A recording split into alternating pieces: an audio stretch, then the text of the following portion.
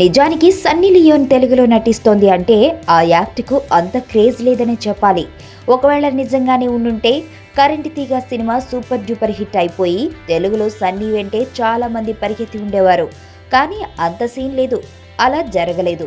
అందుకే ఇప్పుడు మళ్ళీ తెలుగులోకి ఈ మాజీ ఫోను భామ వస్తుందంటే అంత మాత్రం క్రేజ్ లేదనే అనుకోవాలి.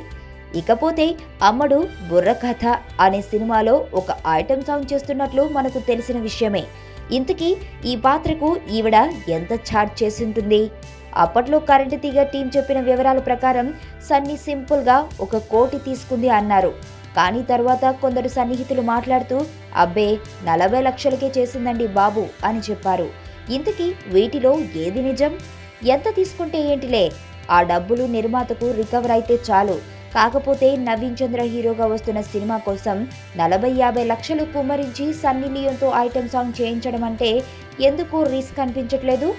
ఒక ప్రక్కన ఆడియో పరంగా పాట సూపర్ హిట్ అవ్వాలి, మరో ప్రక్కన సన్నీ లియోన్ కూడా యథావిధిగా తన అందాలను దారబోసేయాలి. అప్పుడే ఆ డబ్బుకు వర్కౌట్ అయ్యేది.